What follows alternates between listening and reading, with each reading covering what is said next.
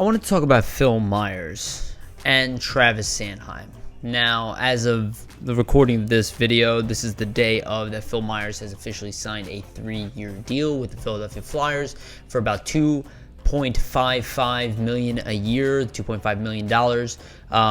It's a very good deal for a very promising defenseman. And if you've been watching Flyers nitty-gritty content or reading our content, you'll know. I mean, there is nobody who's not high on Phil Myers, or at least everybody sees Sanheim and Myers as a very good pair of young defensemen. Now, the range of potential varies from maybe some of the more cynical ones that see them as kind of as they are what they are today, and they are good top 4 defenders, and that's what they're going to be. Sanheim at 24 recently, and now Myers at recently 23. These are generally very young players, but some people kind of see them as not fully developed, but reasonably at their development stages, where other people kind of see there's sky's the limit. Now, the reason I want to bring this up, because there's a very interesting question here. A play is there's an opening.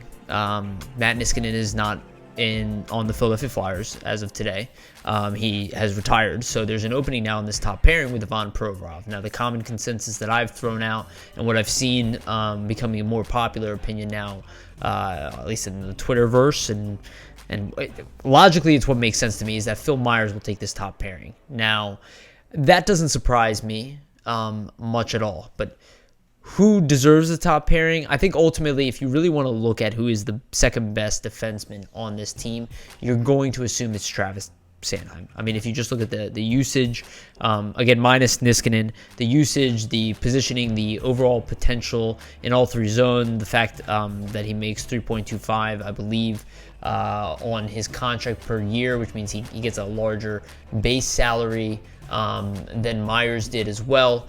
This is a player who's hit higher offensive numbers for the most part. Now, a lot of that given opportunity, but Sanheim played more leading up to his contract, so it's understandable that he got kind of a larger contract. But I think overall, it's not really an issue to assume that Phil Myers could be better. Now, we don't really know that. I wouldn't necessarily jump to that conclusion. But what I'm trying to get to right now is who deserves this top pairing spot. I think the logical choice is still Phil Myers. Now, does that mean he can do it? I don't know. They're going to test it. I believe he can do it, at least definitely long term. I think that's what his perfect role is a complementary top pairing defender who is capable of playing in all situations, logging big minutes, being physical, almost like a Braden Coburn in a lot of ways, especially in his prime, only more offensive. Braden Coburn, for his flaws, was a fantastic skater. He was 6'5", he was big, he's strong, he's mean. He still plays today. He now has a championship ring. He's been on competitive teams the whole time, and while people kind of look down on him, he got us Travis Konechny and essentially Niskanen in the end.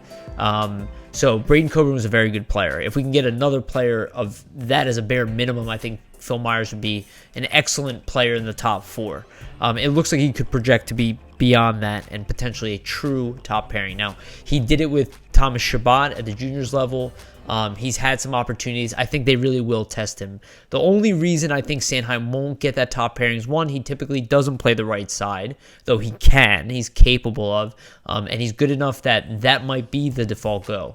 If they really want to create a top pairing, which means the best defenseman on the team, that's the pairing that they probably go with.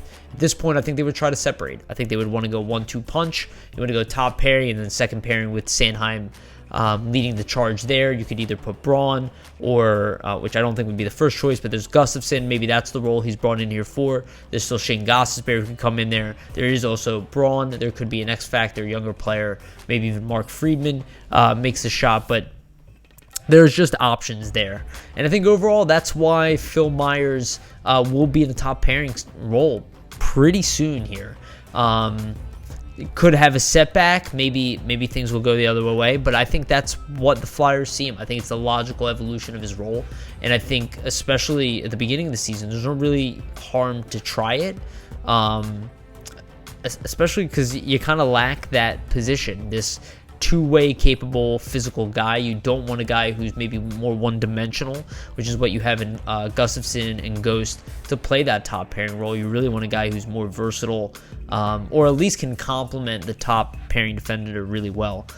So they'll play around with a lot of stuff, but I do think Phil Myers will end up top pairing, though I wouldn't be surprised if Sanheim still plays more minutes. Could they keep that pairing together and say, hey, this pairing was really good, we can throw anybody with Provorov? It's possible, but I can't see them doing that just because Provorov plays 25 minutes a night. They're going to want to load up his pairing with the best defender they can put on there. So I think one of those two guys will get it, and I'll give the edge to Myers at this point. If all goes wrong, I could see maybe Sanheim playing the right side. Myers maybe plays with somebody like Ghost, somebody like Gustafsson potentially. Kind of mix up the pairing. Maybe even Robert Haig again. It could happen at times, right? Braun maybe plays the top four instead and plays with Gustafsson or Ghost or something. We don't really know what the pairing is going to be, but I do think that Phil Myers is about to get a big elevation, and I think so is Travis Sanheim, and I believe they can handle it. I think this is it's due time. They're 23 and 24 years old, so I think the Flyers knew what they were doing here. I think they feel comfortable letting Niskanen walk, and that's why they didn't go out and shell some kind of big thing. But if it doesn't work, that's where the Flyers probably would make a move. Maybe try to move Shane Gostisbehere if there's no recuperation there. They still have Robert Haig. They have guys that can move out if they need to make moves to bring somebody else in, because the Flyers will have cap space. But let's be honest, none of us expect that. And there are a lot of teams bringing in young defense this year. Boston Bruins being one of them.